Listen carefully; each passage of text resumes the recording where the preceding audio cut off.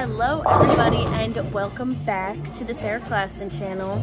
Today is an exciting day because it'll be day one of the journey to making more spares. Take me to Candyland, ooh, take me to Candyland. Sweeter than sugar, you doing that dancey dance. How we're going to achieve this is with a new spare ball. Look how pretty she is. She's beautiful. Love her already, and I haven't thrown a single shot with it yet. Just got it drilled here at Let's Roll Seneca. Justin Romek drilled it for me. Shout out to Justin because this was super last minute. I've learned since that I didn't actually have to do this, but I got into the PBA Regional in Hot Springs, Arkansas this weekend, and that, let me tell a story within a story.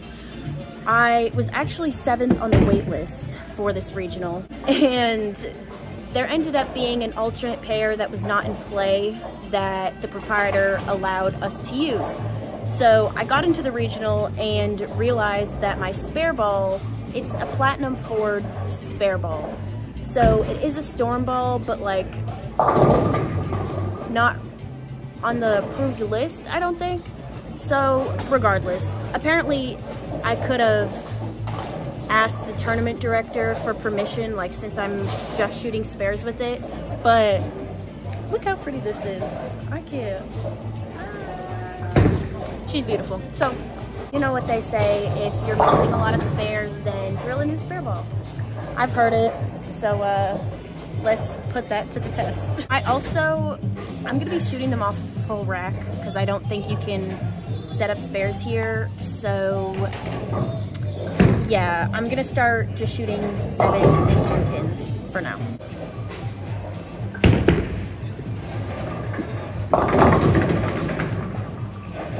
So far, so good.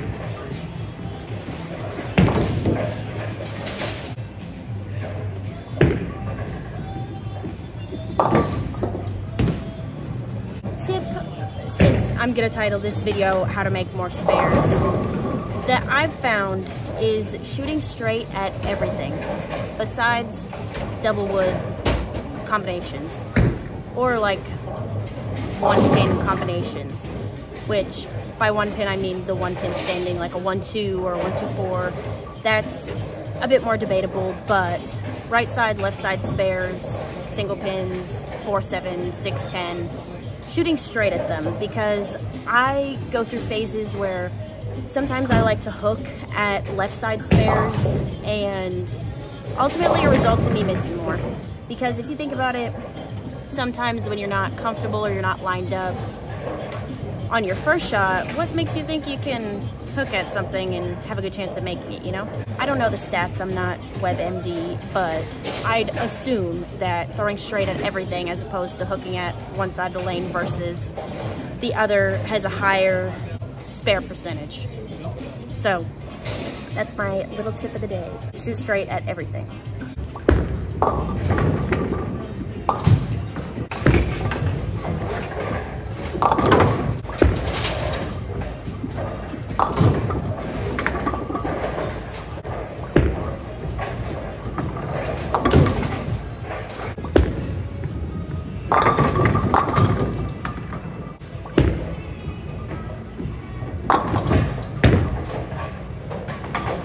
Some input.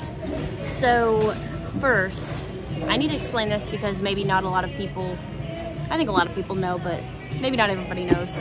So when I went to Wichita State, what they taught us is when shooting 7s and 10 pins off of a full rack, you want to judge whether you make it or not by if you hit the 2 or the 3 pin. So again, this is probably controversial because I think you can hit the 3 pin while also still making the 10 pin, hence like making a baby split, but, and vice versa with the 7 pin too, but that is normally how I try to judge too, just to be honest with myself.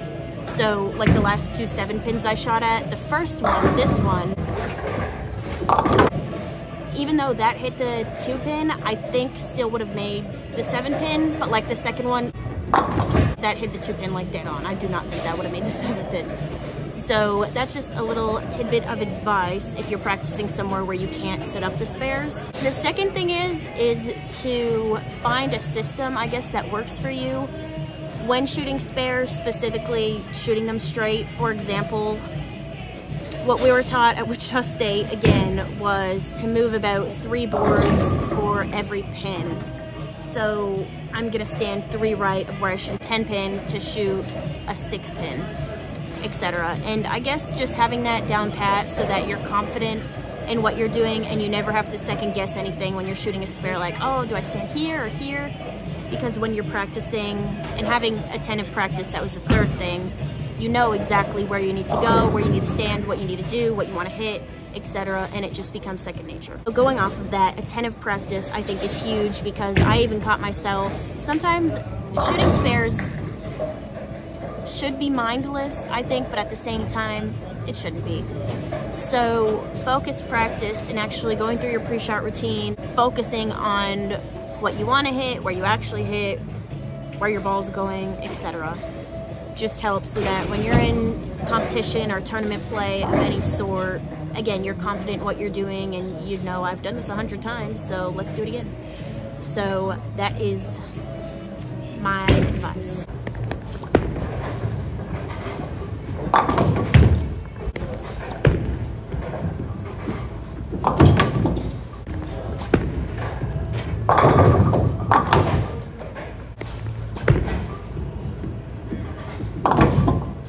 And now I'm gonna shoot a few 3/6-10s because those are hard.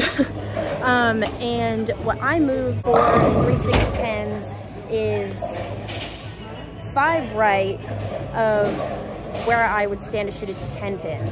So this makes sense in my head, because if we're going off the 3 right for every pin you're moving over, and I'm moving 5, it's like you don't want to hit the 3-pin head on. You want to hit the 6-pin too. So that's just what I do.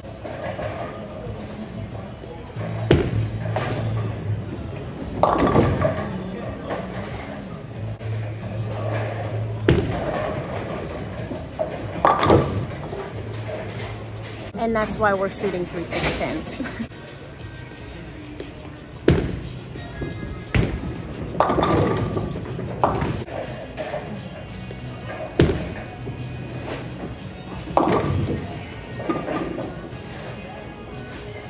And now I'm gonna shoot some 2-4-5s. So I don't necessarily follow the 3 right for every pin for this, because, for example, shooting the 3/6-10, I was standing 32, and for this, I'm gonna be standing 27, but looking at 25. And this might not make sense, but this is how it works in my head, so that's how I'm gonna shoot it. And this has to do with just changing the angle at which you're shooting it, because obviously with a 3/6-10, you wanna be more cross lane, and I've learned that shooting the 2-4-5 dead straight is a better way to shoot it. And of course, I can even argue, like, you chop it shooting it like that, but you chop it shooting it anyway sometimes. So that is how I shoot this.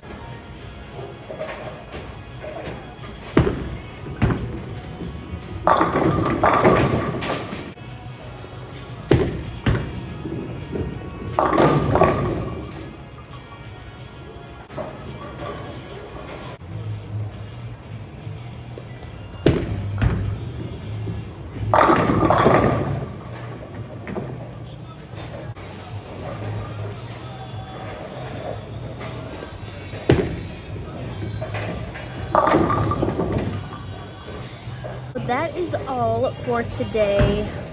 Thank you for meeting my new spare ball. Not sure yet what we're gonna call her, but hopefully we don't see a lot of her.